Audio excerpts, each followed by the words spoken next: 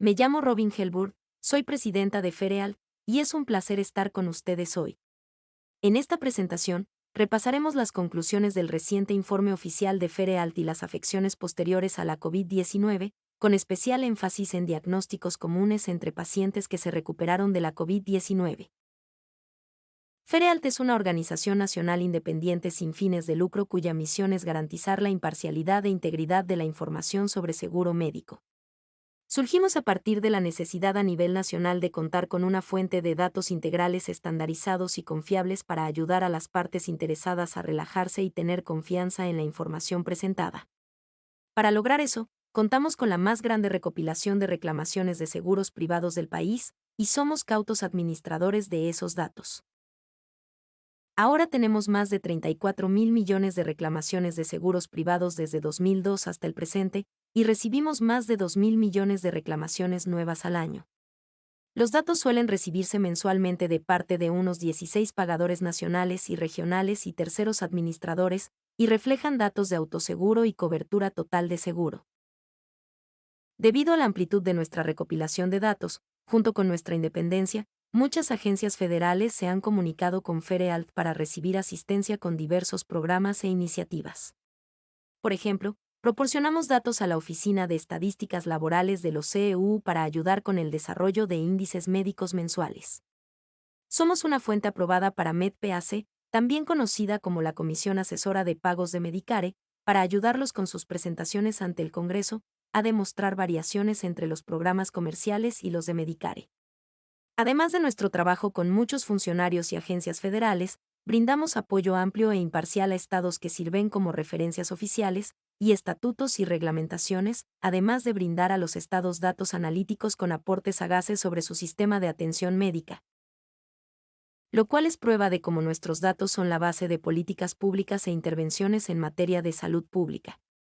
Los centros de servicios de Medicare y Medicaid usan hallazgos de un estudio sobre COVID-19 separado realizado por Ferealt para guiar protocolos de vacunación en centros de atención a largo plazo y de atención intermedia para personas con discapacidades intelectuales.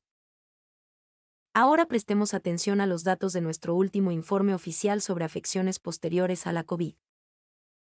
Nos basamos en nuestro conjunto de datos de evolución temporal para identificar a todos los pacientes con diagnóstico de COVID-19.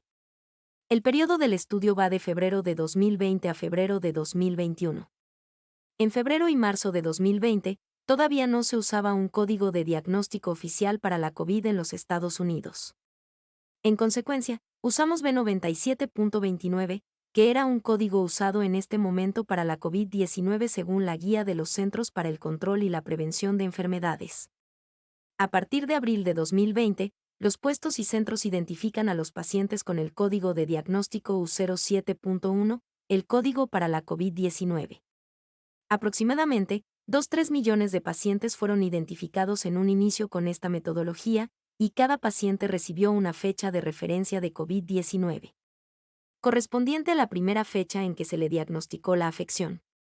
Luego, evaluamos los antecedentes de cada paciente para asignarles comorbilidades, usando las designaciones del Depósito de Afecciones Crónicas de Medicare de los Estados Unidos.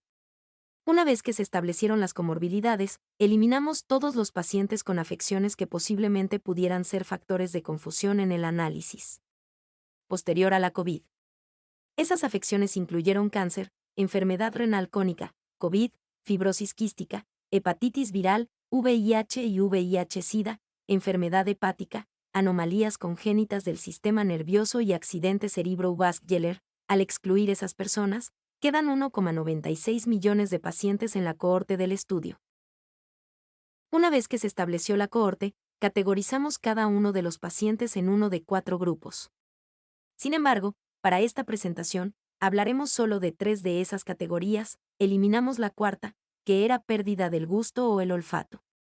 Porque nuestro estudio no reflejó ninguna afección posterior a la COVID en esa categoría.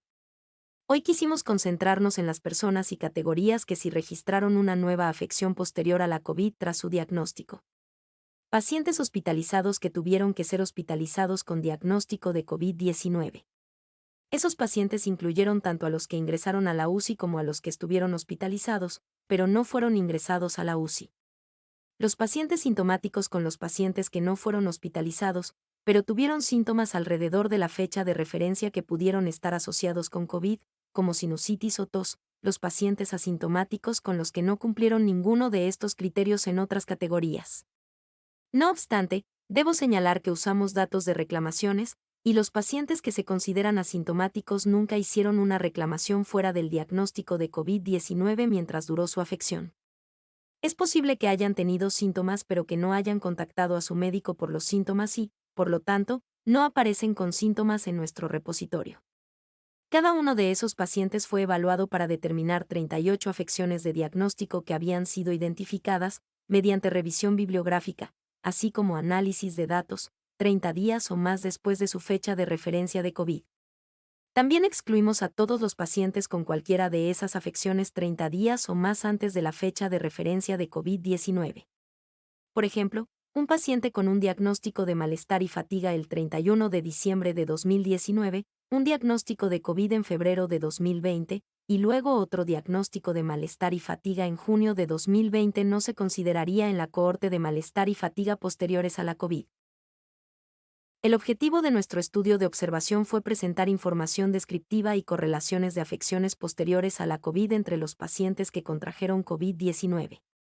Deben saber que nuestros datos solo incluyen pacientes con seguro privado para el estudio, y que no incluyen pacientes que pagan un honorario por servicio de Medicare ni pacientes de Medicaid. No obstante, debo decir que se incluyen reclamaciones de Medicare Advantage, que ahora están por separado en nuestro repositorio de reclamaciones de seguros médicos privados. Debido a que el análisis fue un estudio de observación de esos pacientes con COVID-19, no usamos un grupo de control, evaluamos la incidencia y prevalencia de las afecciones posteriores a la COVID. Además, como dije antes, estos son datos de reclamaciones de seguros médicos, y si el paciente no presentó una reclamación en relación con los síntomas, se lo calificó como asintomático. Como pueden ver aquí, los pacientes en el grupo etario de 19 a 29 años se asociaron mayormente con diagnósticos de COVID-19 y dan cuenta del 29% de la distribución total. Los pacientes de 30 a 39 años dan cuenta del 18,9%, de 50 a 59 años dan cuenta del 18,7%, y de 40 a 49 años dan cuenta del 18,3% de la distribución total. Los casos de COVID tuvieron una distribución bastante equitativa por sexo, con 47% de hombres en la distribución total y 53% para las mujeres. Esta distribución es diferente de lo que vemos habitualmente en nuestros datos de reclamaciones, en los que las mujeres, por lo general, hacen una mayor utilización de los servicios médicos y representan el 60% de la distribución total. De los pacientes con diagnóstico de COVID-19 en nuestra base de datos, la mayor proporción se consideró asintomática, la menor proporción de las tres categorías fueron los pacientes hospitalizados con una afección.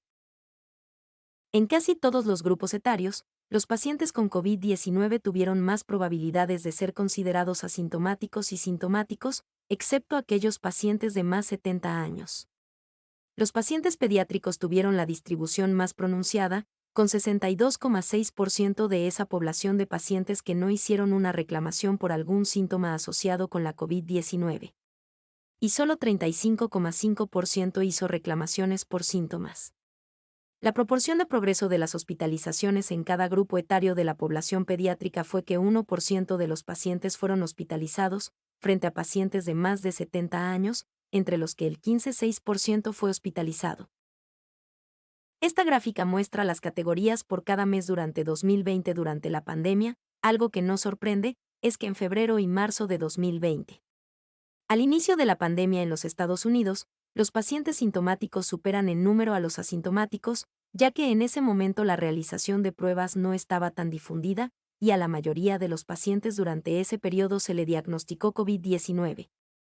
Debido a que se enfermaron y fueron hospitalizados, a medida que se empezó a disponer de pruebas en los Estados Unidos, la cantidad de pacientes asintomáticos sobrepasó marcada y rápidamente la cantidad de pacientes sintomáticos, y alcanzó niveles que se mantuvieron hasta el final de 2020. De los 1,96 millones de pacientes que identificamos en la población, Alrededor del 23,2% fueron identificados como pacientes con una afección posterior a la COVID que apareció 30 días o más después de la fecha de referencia de la COVID-19. Casi la mitad de los pacientes hospitalizados tuvo al menos una afección posterior a la COVID por lo menos 30 días después de la fecha de referencia y después de recibir el alta hospitalaria. El 27,5% de todos los pacientes sintomáticos fue identificado como paciente con una afección posterior a la COVID, y el 19% de los pacientes asintomáticos tuvo una afección posterior a la COVID. Las afecciones que esta población de pacientes experimentó con más frecuencia después de al menos 30 días de la fecha de referencia de COVID-19. Y antes del diagnóstico se enumeran aquí. El dolor, que incluye diagnósticos como neuralgia y neuritis y mialgia, fue la afección posterior a la COVID número 1 diagnosticada en la cohorte. El dolor también es mencionado por los CDC en su sitio web como la afección posterior a la COVID. Las dificultades para respirar fueron el segundo diagnóstico más frecuente posterior a la COVID en nuestro análisis y afectaron al 3,5% de la población del estudio. Esto también fue mencionado por los CDC y otros investigadores como una afección frecuente posterior a la COVID. La hiperlipidemia y la hipertensión fueron de especial interés, sobre todo porque la población de pacientes identificada con esas afecciones nunca había sido asociada con ellas antes. Esas afecciones se observaron después de la COVID en varios otros estudios también, incluido un estudio publicado en el Journal of Laboratory and Precision. En ese estudio, los investigadores hallaron que el colesterol total estaba significativamente más alto después de la COVID-19. La hipertensión en la recuperación también se asoció con la población después de la COVID, y en pacientes sin antecedentes de la afección en estudios del American College of Cardiology y la American Heart Association. Malestar y fatiga, informados comúnmente en la bibliografía como una afección posterior a la COVID, fueron la cuarta afección más frecuente en nuestro análisis. Las 15 primeras afecciones posteriores a la COVID varían según el grupo etario, como vemos en esta diapositiva.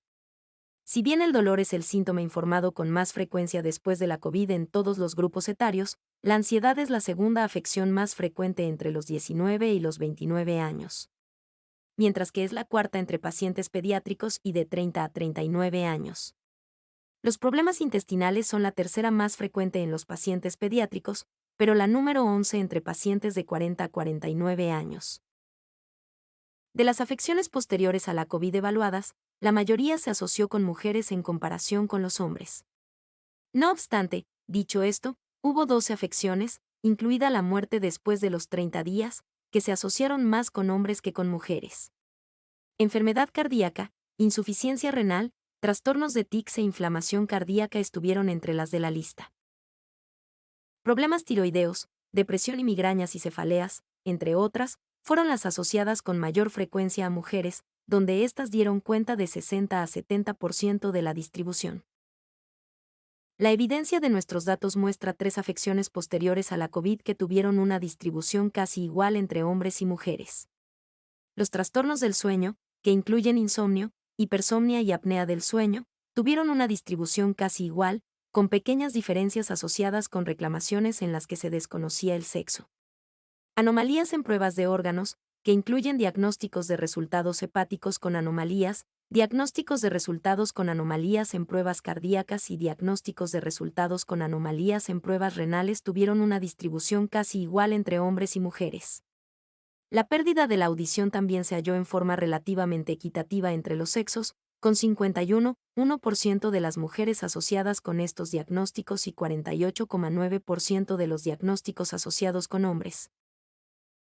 Como vimos en unas diapositivas anteriores, el dolor es el síntoma posterior a la COVID informado con mayor frecuencia en el conjunto de datos de salud, también es citado habitualmente por otros investigadores como una afección común posterior a la COVID. Usando la categorización ICD-10 e incluyendo códigos que fueron revisados por nuestro equipo clínico y responsable médico, creamos una lista de diagnósticos de dolor específicos que fueron informados por pacientes con COVID-19 por lo menos 30 días después de su diagnóstico inicial. El 41% de los pacientes que informaron tener dolor después de la COVID fueron pacientes con otros trastornos de los tejidos blandos no especificados y no clasificados en otras categorías, como mialgia. El 40,8% de la población de pacientes que tuvo dolor posterior a la COVID informó dorsalgia general, como dolor en el cuello y la parte baja de la espalda. El 16% de los diagnósticos de dolor se relacionó con dolor no clasificado en otras categorías, e incluyó otros tipos de dolor agudo y otros tipos de dolor crónico. Otros trastornos musculares comprenden el último grupo de diagnósticos de dolor, con el 7,6% de la población en esta categoría de afecciones con debilidad muscular generalizada. Entre personas de 19 a 59 años, vimos una distribución aproximadamente similar de pacientes con dolor. Los pacientes de 50 a 59 años representan el porcentaje más alto de diagnósticos de dolor posterior a la COVID, con el 21,3%. A este grupo etario se lo siguió con atención en la distribución de aquellos con 40 a 49 años, que comprenden el 23% de los diagnósticos de dolor. Las personas de 19 a 29 y de 30 a 39 años conforman aproximadamente el 20% de la distribución. Los diagnósticos de dolor fueron menos frecuentes entre las cohortes etarias de más edad y menor edad. Los pacientes de por lo menos 70 años representan la menor proporción de diagnósticos de dolor, con 2%, mientras que los de 0 a 18 años son la segunda menor proporción, con el 6%. Aquí vemos la edad y distribución de los diagnósticos de dolor posterior a la COVID. Esta distribución es compatible con nuestros hallazgos, de que la mayoría de las afecciones posteriores a la COVID se asocian con pacientes mujeres más que hombres, con diagnósticos de dolor posterior a la COVID del 50% para mujeres o 42% para hombres. De hecho, las mujeres representan un mayor porcentaje de pacientes con dolor posterior a la COVID entre todos los grupos etarios. Vemos la mayor disparidad en el grupo de 19 a 29 años, donde las mujeres dan cuenta de alrededor del 63% de pacientes con dolor y los hombres, del 37%. Entre los de 60 a 69 años y de más de 70, vimos una distribución más pareja en relación con otras cohortes etarias. En esos grupos de más edad, los hombres representan aproximadamente el 48% de los diagnósticos de dolor posteriores a la COVID, y las mujeres, alrededor del 52%. Entre otros grupos etarios, las mujeres representan el 56 y 60% de los diagnósticos de dolor y los hombres, el 40 y 44%. Si revisamos la distribución etaria de estos diagnósticos de dolor específicos, mialgia, neuralgia y síndrome de dolor crónico, vemos que todas estas afecciones son más frecuentes entre pacientes de 50 a 59 años. No obstante, también vemos un poco de variación dentro de esta distribución. Los pacientes de 50 a 59 con mialgia o molestias y dolores musculares generales después de la enfermedad por COVID representan el 23% de la distribución, los de 40 a 49 años representan el 21%. Los pacientes de 30 a 39 años y de 19 a 29 años también dan cuenta de una proporción considerable de la distribución etaria para mialgia, donde los primeros comprenden el 19% de la distribución y los segundos, el 12%. Las personas de 50 a 59 años con inflamación neurológica y neuritis, inflamación de nervios especificada o no especificada, comprenden el 25% de la distribución. Seguidos de cerca por el grupo de 40 a 49 años, que representa el 24%. Los de 60 a 69 años representan la tercera proporción más grande, con el 19% de la distribución para neuralgia.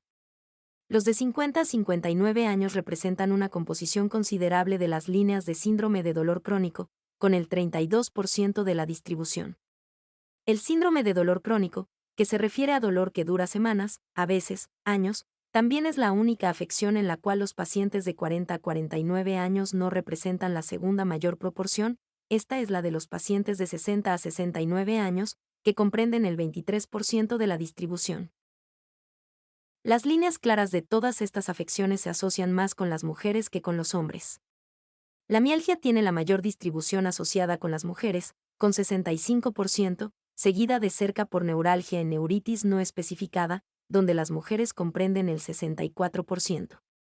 El síndrome de dolor crónico tiene una proporción ligeramente mayor asociada con hombres que con mujeres, que representan el 59% de la distribución total, cuando los hombres conforman el 41%. Ahora repasemos algunas de las afecciones posteriores a la COVID. La inflamación cardíaca como afección posterior a la COVID es bastante notable, ya que la distribución se sesgó a una cohorte más joven, con el 25,4% de las personas diagnosticadas con esta afección en el grupo etario de 19 a 29 años. De las afecciones de salud mental que se evaluaron como afecciones posteriores a la COVID, la ansiedad se asoció con el mayor porcentaje de pacientes después de la COVID en todos los grupos etarios. La depresión fue la segunda más frecuente y fue la única afección de salud mental que tuvo un mayor porcentaje de pacientes en el grupo etario de más de 60 años. En los grupos etarios de 19 a 39 años, la ansiedad y la depresión fueron citadas en otras investigaciones y también se incluyen en el sitio web de los CDC como afecciones posteriores a la COVID. En casi todos los casos, las mujeres tienen más del doble de probabilidades que los hombres de solicitar atención por problemas de salud mental después de la COVID. Los trastornos de tics, sin embargo, tuvieron una distribución más equitativa, con el 52% de hombres que solicitaron atención por estos trastornos. En nuestros datos, vimos que pacientes que fueron hospitalizados y dados de alta tuvieron el mayor porcentaje de muerte 30 días o más después de la fecha de referencia de su diagnóstico de COVID-19. Los pacientes sintomáticos que no fueron hospitalizados tuvieron el segundo porcentaje más alto de muerte. Debe señalarse que, independientemente del grupo etario, los pacientes sintomáticos pero que no fueron hospitalizados tuvieron una mayor incidencia de muerte 30 días o más después de su fecha de referencia, en comparación con los pacientes asintomáticos. Como pueden ver aquí, los pacientes que estaban sintomáticos, pero no fueron hospitalizados tienen mayor incidencia de muerte 30 días o más después de su fecha de referencia en comparación con los asintomáticos, y la incidencia aumenta con los sucesivos grupos etarios. En todos los casos, los hombres tuvieron más probabilidades de morir 30 días o más después de su diagnóstico de COVID. Los pacientes sintomáticos y hospitalizados que murieron 30 días o más después de su fecha de referencia presentan pocas diferencias entre los grupos etarios y los datos combinados en cuanto al promedio de días hasta la muerte. Los pacientes de 19 a 39 años que no fueron sintomáticos tuvieron un promedio de 95,3 días desde la fecha de referencia hasta la muerte, mientras que la cohorte de pacientes hospitalizados tuvo un promedio de 92,5 días. Los pacientes sintomáticos de entre 40 y 59 años tienen un promedio de 93,6 días desde la fecha de referencia hasta la muerte, frente al grupo hospitalizado, que tiene 93,74.